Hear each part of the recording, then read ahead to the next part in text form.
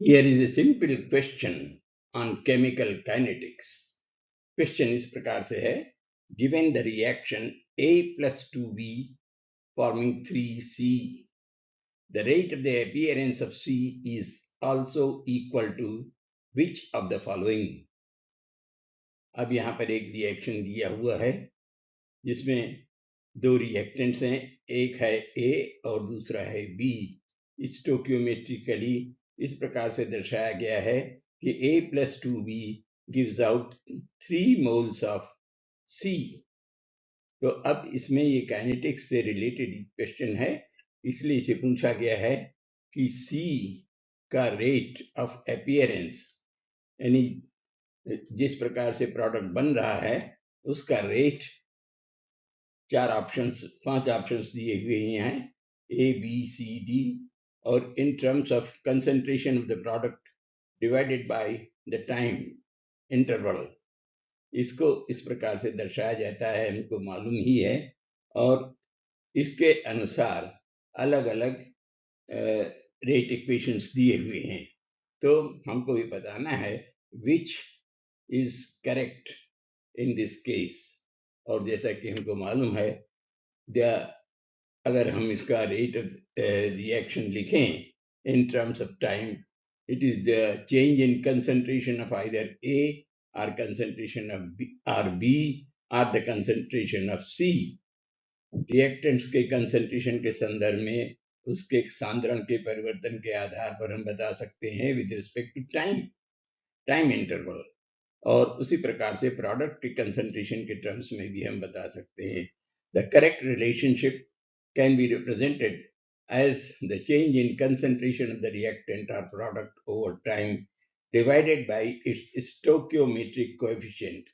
अब यहाँ पर stoichiometric coefficient अगर reactant का देखें तो A का तो 1 मोल है, B का 2 है, और C जो कि प्रोडक्ट है उसका 3 है। तो in terms of the time interval we can write it, rate is equal to minus delta concentration of A upon delta T, change in concentration of A upon delta T, and this is negative क्योंकि ये use होता है, consume होता है, इसलिए ये negative होगा। और उसी प्रकार से B का it will be minus half delta B upon delta T। B of course the concentration, ये भी कंज्यूम होता है, this will be negative, and this should be equal to the rate of formation of the product using the stoichiometric concentration, and this will be positive and will be given as 1/3 delta C upon delta T। C of course represented in square brackets, this represents concentration, and delta we know it represents the change in concentration or change in concentration of time।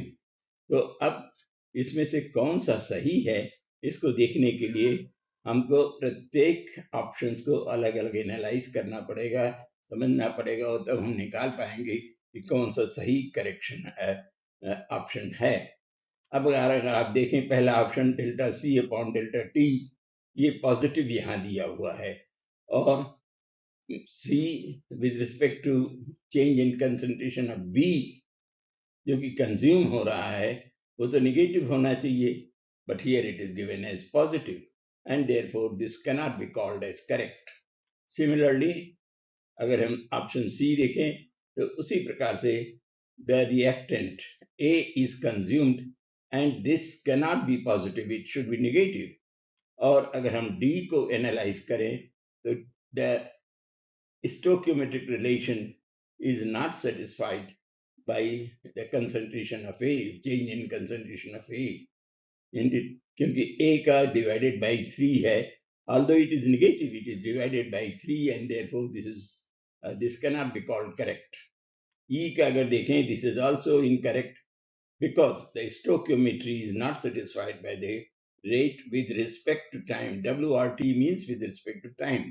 अब इसके बाद option B को अगर हम देखें तो ये निश्चित रूप से ये सही है, क्योंकि change in concentration of the product with respect to the time will be equal to -3/2 change in concentration of B upon change in time। यहाँ पर स्टोकियोमेट्री भी सही है।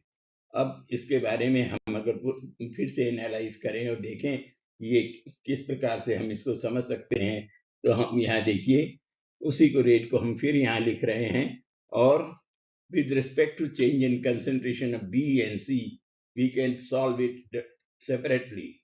That is equal to minus half delta B upon delta T is equal to plus half plus 1 upon 3 delta C upon T.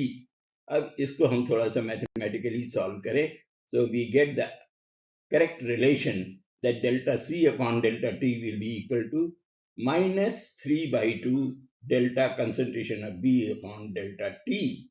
So that way we can say that the correct option here is at option B. That's the right answer. Okay, thank you. Please do subscribe to our channel.